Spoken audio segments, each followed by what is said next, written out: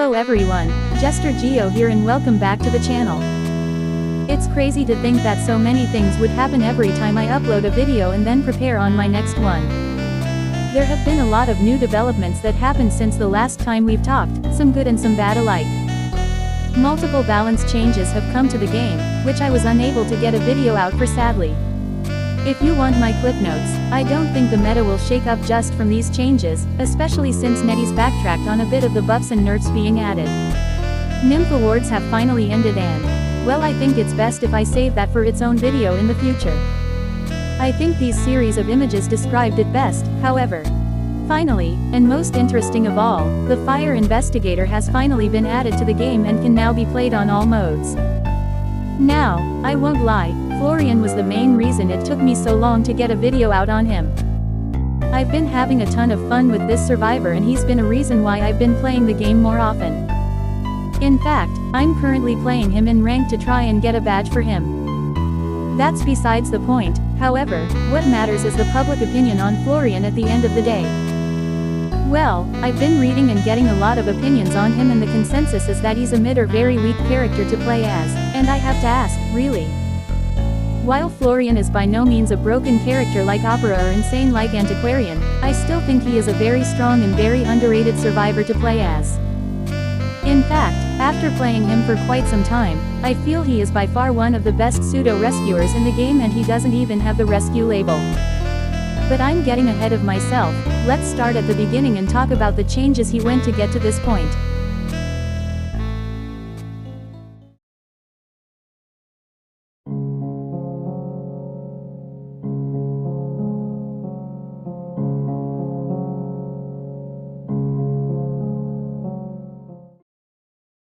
During our first look section of Florian, we talked about his kit and what he can do. However, while I did mention the changes made to his airbags, I didn't actually talk about the changes themselves. I remember people were saying these changes were bad, which is a head scratcher because I think the changes made were amazing. If you do want the Cliff Notes version of what he can do, Florian has 2 airbags he can deploy and these airbags can be bounced off of by the survivors. If Florian bounces off these airbags, he gains a 30% speed boost. The hunter can either pop them by heavy attacking them. He also has a 10% decoding debuff that can turn into a 5% buff by kiting the hunter alongside a 10% interaction buff. You may have noticed a bit of these descriptions are different and that's where the changes come in. I added the changes in with his kit for the Florian video, so let's dive deeper into it. For starters, Florian's airbags got changed in the test server to allow hunters to step on deflated airbags. This change is heavily controversial and is what sparked the infamous "Florian is bad" campaign. I'll go more in depth on my thoughts later on. But all I'll say is I feel people are over-exaggerating just how impactful this nerf actually is. Now onto his actual buff because, yes, he did get buffed, we have the speed boost buff. While the speed boost in the trailer and test server was 30%, Netties would buff him further and make the speed boost 50%. Next, they made the airbags bigger in general, allowing you to block off more spaces by dropping them. Finally, the attack backswing from popping these airbags was increased further to a total of 10%. I'm guessing the original number was 5% and they increased it further to 10%. Those are all the changes done to Florian and it's sad to see a lot of the really good changes made to him became overshadowed because the hunter can step on airbags. In my opinion, the biggest change that came from this was actually his speed boost being increased to 50%. The added 20% speed just allows his transition game to be extremely strong and helps him rise up to becoming the best pseudo-rescuer in the game. And with this, I think this is the perfect time to transition from his changes and go into the good and bad with this character. So let's go into those good and bads before I give my overall thoughts.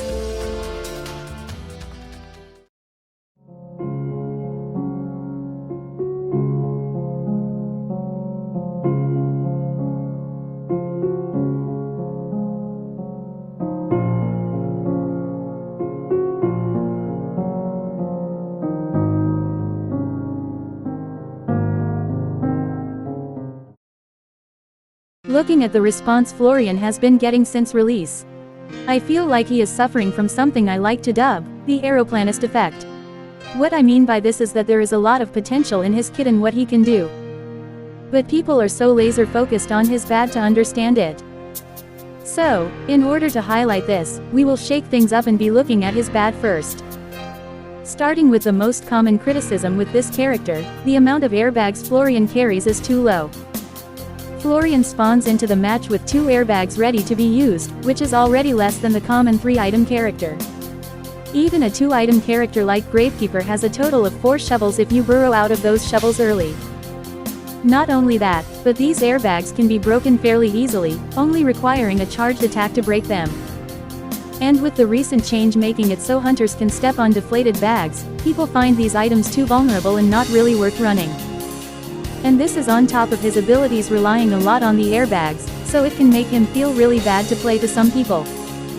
However, I feel like just looking at how easily these things can be broken is really bad because it undersells the airbags themselves. If I were to compare these airbags to anything in this game, it would be Toy Merchant's catapults. She also has only 2 catapults that she can use and they can also be broken fairly easily when spotted out. It just depends on the uses for these bags that will determine how good or bad it could be. Another complaint I've seen floating around Florian is the fact that his ability doesn't help him against stronger tier hunters.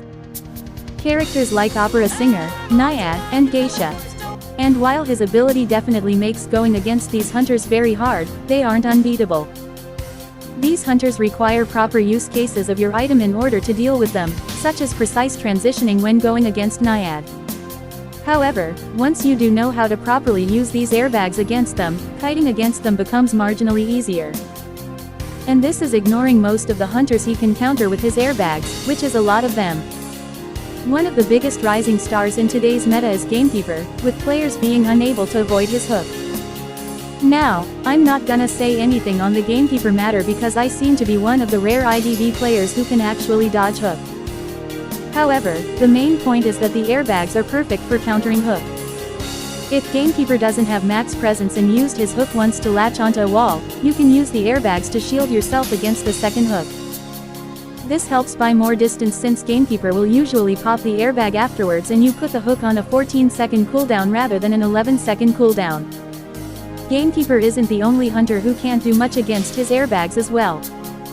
Wax Artist, Clerk, Bonbon, even Dream Witch herself will have a difficult time going against Florian because of what these airbags provide.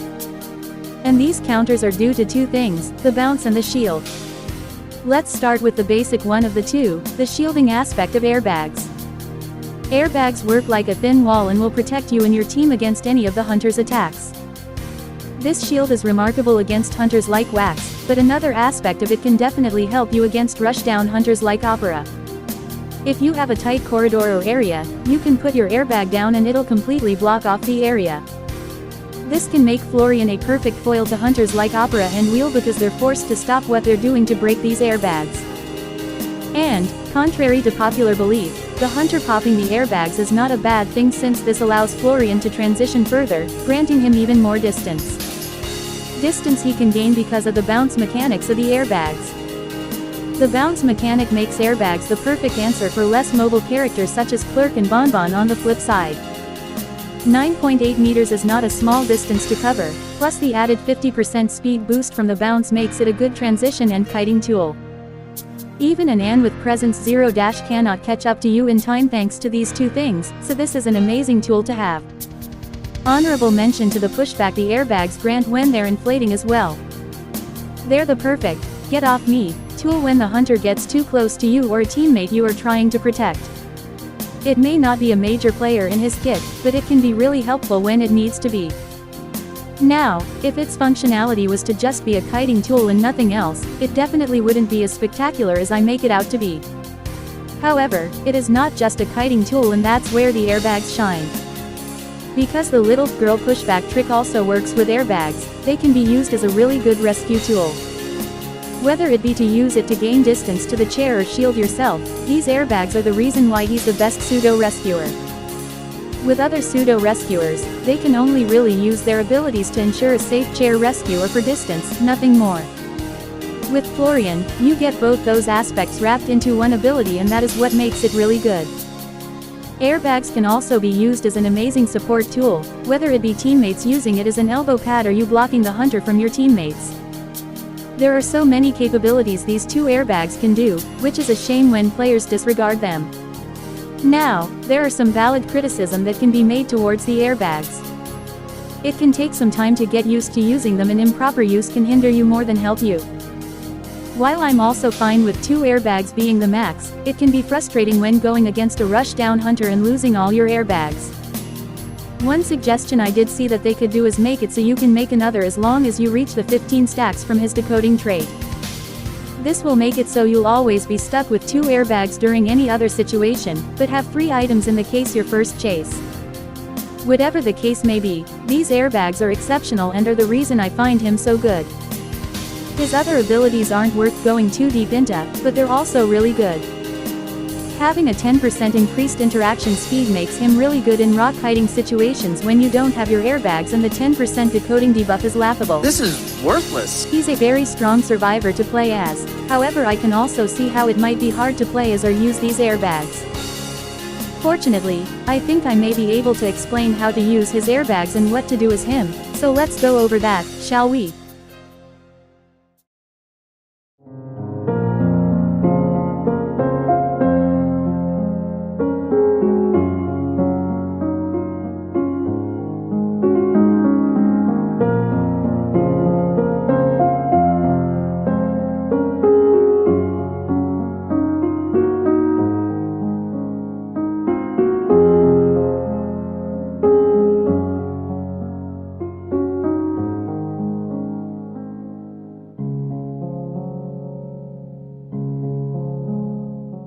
Florian is a survivor who can be very versatile in all situations, and I think what you can build really shows off this fact. Any characters who can work with any build is a really good character in my opinion, and Florian fits that bill really well. Whether it's kiting or rescues, anything can work on Florian. For me, I'm going with a Tide build on Florian just in case we don't have a rescuer or a Tide user on the team. If we do have those, however, I'll usually swap to Knee Jerk on him since the added speed boost pairs extremely well with the airbag's cooldowns and speed. I haven't tried Flywheel on him, but that's mainly because I don't feel like playing with Flywheel. Plus, the left branch has both muscle memory and horsefly effect, which pairs extremely well with firefighting training. As for optional points, just go for traits you want to invest in. As for how to use your items, I recommend you get used to aiming and dropping your airbags via aiming. There are 2 ways to deploy your airbags, by dropping them and by throwing them. Dropping will immediately drop it on the floor, however it'll take a second in order for it to expand. Lobbing it will cause it to fly in the air before it lands and expands. While it is good to drop the airbag on the floor, it is always better to lob your airbags whenever you're planning to use them. In terms of kiting, there are 2 ways to set these airbags up that isn't just blocking areas off.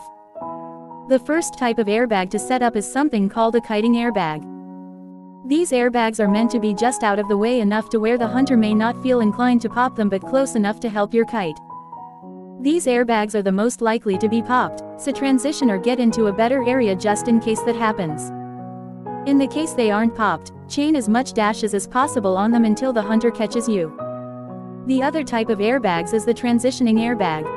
These airbags are deployed ahead of time to gain distance and are only meant to allow you to get from one area to another.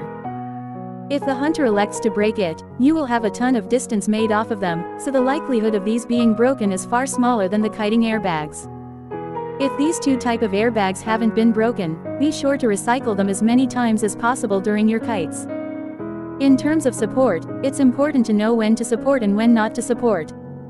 Since your airbags don't highlight when deployed, you need them to be in your teammate's sight in order for them to use it. Try and drop your airbags in front of an area a teammate will want to transition towards. This'll make it harder for the hunter to catch your teammate and allow them to transition to a stronger area. Additionally, you can lob the airbags at the hunter to body block them from your teammate, allowing them more time to get away from the hunter who is chasing them.